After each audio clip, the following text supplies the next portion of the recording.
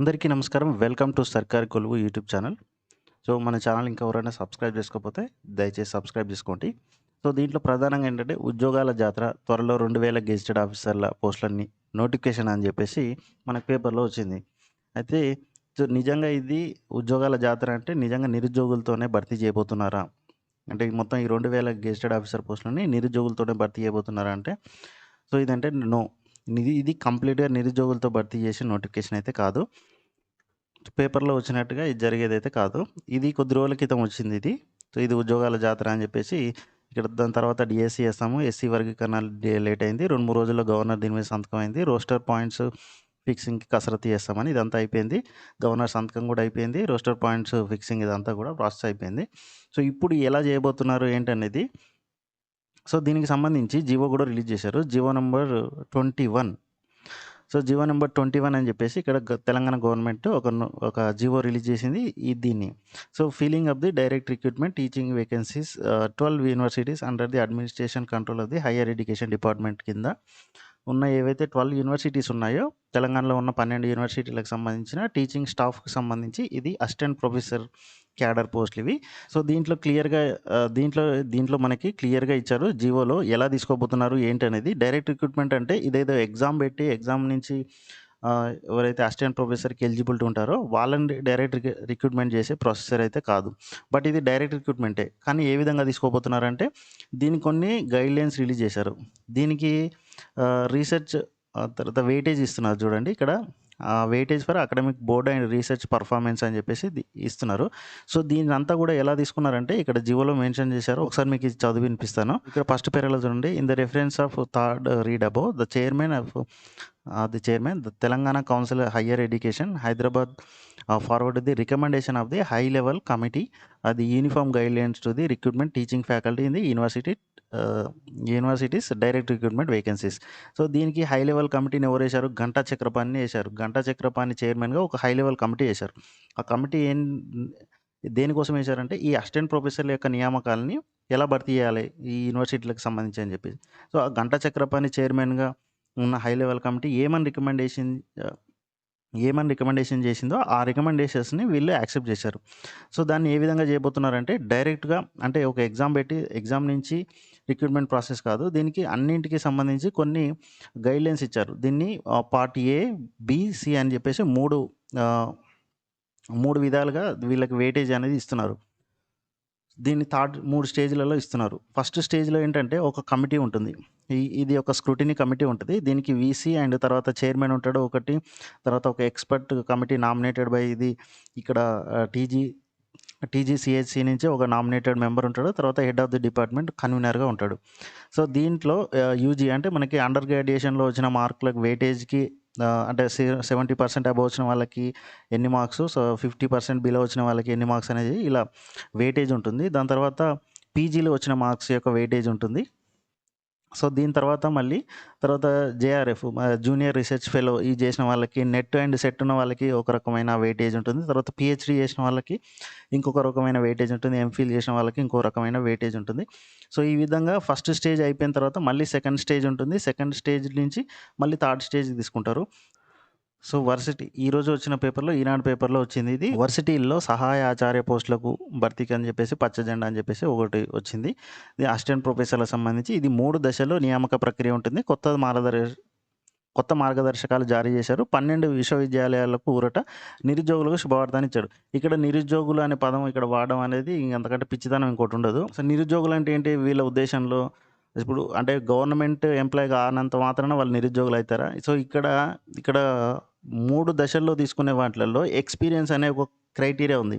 Experience ఎవరిని తీసుకుంటారు? ఏదో ప్రైవేట్ కాలేజీలో తీసుకున్న వాళ్ళని ఎక్స్‌పీరియన్స్‌గా కన్సిడర్ చేయరు. దాన్ని కూడా తర్వాత ఎయిడెడ్ కాలేజీలలో గాని, లేదంటే యూనివర్సిటీలలో కాంట్రాక్ట్ ఔట్‌సోర్సింగ్ ఉన్న వాళ్ళకి మాత్రమే ఎక్స్‌పీరియన్స్ కింద కాలిక్యులేట్ చేస్తారు. సో, ఇక్కడ ఆల్రెడీ జాబ్ చేస్తున్న వాళ్ళతో ఫిల్ చేస్తున్నప్పుడు ఇక్కడ నిరుద్యోగులకు శుభవార్త అని మెన్షన్ చేశారిక్కడ.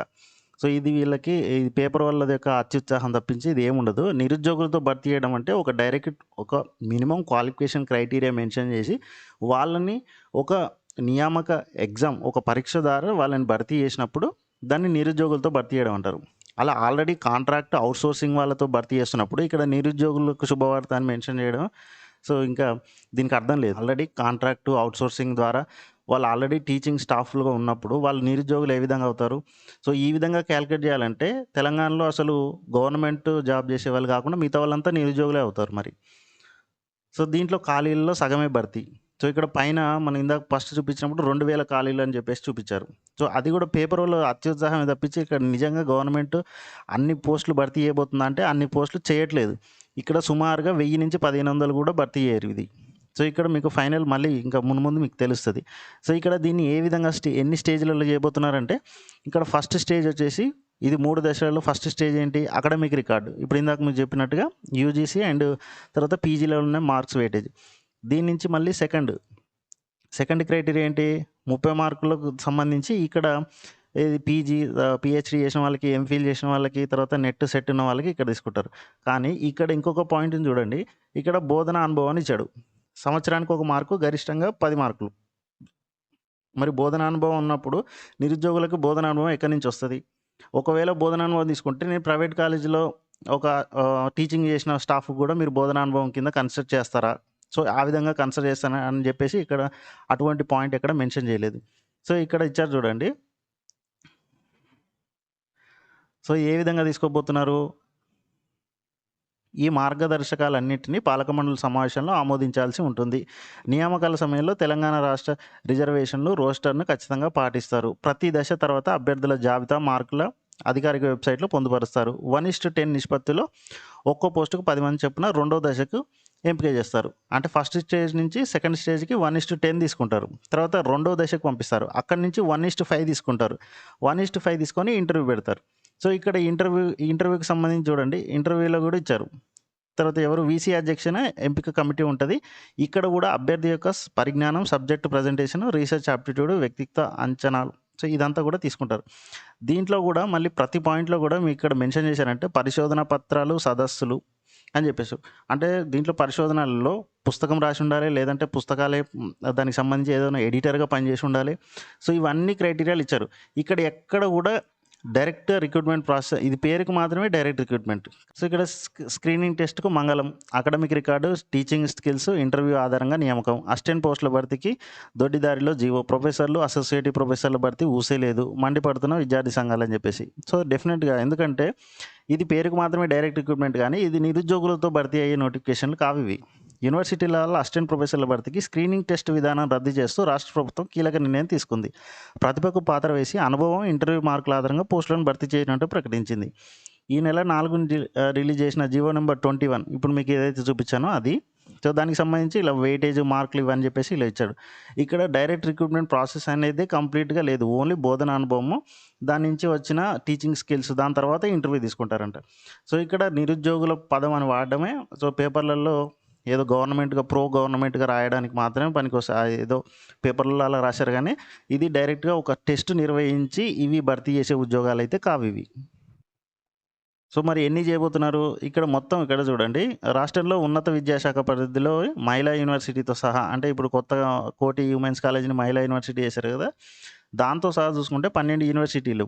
సో, ఇప్పటికే ఉన్న మొత్తం పోస్టులొచ్చేసి 2817 మంజూరు పోస్టులున్నాయి. దీంట్లో 1524 పోస్టులు అసిస్టెంట్ ప్రొఫెసర్లు. ప్రస్తుతం 463 మంది పనిచేస్తున్నారు. సో, మిగిలిన 1000 పోస్టులు మాత్రమే ఖాళీ ఉన్నాయి. సో, ఇది యాక్చువల్ ఫిగర్. సో, వర్సిటీల వారీగా ఖాళీలు ఏ విధంగా ఉన్నాయి? మంజూరైన పోస్టులు ఇవి టోటల్‌గా ఎన్ని 1524. సో, పనిచేస్తున్న వాళ్ళెంత ఆల్రెడీ గవర్నమెంట్ ఎంప్లాయీస్ ఎంతమంది ఉన్నారు? 463 మంది ఎంప్లాయీస్ ఉన్నారు. ఆల్రెడీ టీచింగ్ స్టాఫ్ ఉంది. సో, వేకెన్సీలు ఎన్నున్నాయి? 1021. సో, దీంట్లో 1021 వేకెన్సీలు ఉన్నప్పుడు పేపర్‌లలో 2000 టీచర్ల నియామకాలు అని చెప్పేసి పేపర్‌లలో ఏశారు. సో, ఇదంతా కూడా పేపర్‌లలో వచ్చే దాంట్లో ప్రతీదీ అదేదో నిరుద్యోగులు మభ్యపెట్టడమే తప్పించి ఇదైతే నిజంగా 2000 పోస్టులయితే కావు. సో, మరి ఈ 1000 పోస్టులను కూడా డైరెక్ట్ ఈ మహిళా యూనివర్సిటీ పోస్టులు కూడా ప్రస్తుతం ఓఈ కిందనే ఉన్నాయి కాబట్టి దీన్ని ఇంకా విభజించలేదని చెప్పేసి ఇక్కడ మెన్షన్ చేశాడు. అయితే ఇక్కడ చూడండి. అయితే ఇప్పుడు ప్రభుత్వం సహాయ ఆచార్య పోస్టులను మాత్రమే భర్తీ చేసేందుకు ఆమోదం తెలిపింది. వాటన్నిటిని ఒకేసారి భర్తీ చేయరని, అందులో సగం పోస్టులే తొలుత భర్తీ చేస్తారని విద్యాశాఖ వర్గాలు చెబుతున్నాయి. అయిపోయింది. సో, ఇక్కడ ఉన్నయే 1000 పోస్టులు ఖాళీలు. దాంట్లో కూడా మొత్తం భర్తీ చేయట్లేదు. దాన్ని కూడా ఏ విధంగా చేయబోతున్నారు, కాంట్రాక్టు అవుట్‌సోర్సింగ్‌లో ఆల్రెడీ పనిచేసి అనుభవం ఉన్న వాళ్ళనే తీసుకుంటున్నారు. సో, ఇక్కడ కొత్తగా నిరుద్యోగులు ఎప్పటినుంచో పీహెచ్‌డీలు చేసి, పీజీలు చేసి సో, ఎదురు చూస్తున్న నిరుద్యోగులకు నిజంగా ఇది వచ్చే నోటిఫికేషన్ అయితే కాదు. సో, ఈ పేపర్‌లలో ఉద్యోగాల జాతర 2000 గెజిటెడ్ నోటిఫికేషన్. సో, ఇదంతా కూడా అదేదో బ్లఫ్ చేయడమే. ఇది సో, ఇలాంటి వార్తలు రాసేటప్పుడు కనీసం పేపర్ వాళ్ళు కొంచెం అవగాహనతో రాస్తే బావుంటది. సో, ఇది నిజంగా రిక్రూట్‌మెంట్ ప్రాసెస్ అనేది కంప్లీట్‌గా ఒక ఎగ్జామ్ పెట్టి నిరుద్యోగులను రిక్రూట్ చేసుకునే ప్రాసెస్ అయితే కాదు. సో, దీనికి సంబంధించిన జీవో నంబర్ 21 అనేది నేను ఆల్రెడీ టెలిగ్రామ్‌లో అప్‌లోడ్ చేశాను. ఇంకా మన టెలిగ్రామ్‌లో ఎవరైనా జాయిన్ కాకుంటే కింద నేను డిస్క్రిప్షన్‌లో లింక్ ఇస్తాను. మీరు అక్కడి నుంచి ఆ జీవోని డౌన్‌లోడ్ చేసుకొని మీరు ఇంకా క్లియర్‌గా చదవచ్చు. దాంట్లో జీవోలో ప్రతి పాయింట్ కూడా క్లియర్‌గా మెన్షన్ చేశారు. సెలక్షన్ ప్రాసెస్ ఏ విధంగా ఉంటుంది, ఫస్ట్ స్టేజ్ నుంచి సెకండ్ స్టేజ్‌కి ఏ విధంగా తీసుకోబోతున్నారు, సెకండ్ స్టేజ్ నుంచి థర్డ్ స్టేజ్‌కి ఇంటర్వ్యూకి ఏ విధంగా ఫిల్టర్ చేయబోతున్నారు అనేది దాంట్లో క్లియర్‌గా ఇచ్చారు. మళ్ళీ గైడ్‌లైన్స్ కూడా క్లియర్‌గా ఇచ్చారు కాబట్టి ఇది డైరెక్ట్‌గా నిరుద్యోగులతో భర్తీ అయ్యే నోటిఫికేషన్ అయితే కాదు. సో, ఇది ఈ వీడియోకి సంబంధించిన అంశాలు. మళ్ళీ నెక్స్ట్ వీడియోలో మళ్ళీ కలుద్దాం. Thank you. జై హింద్.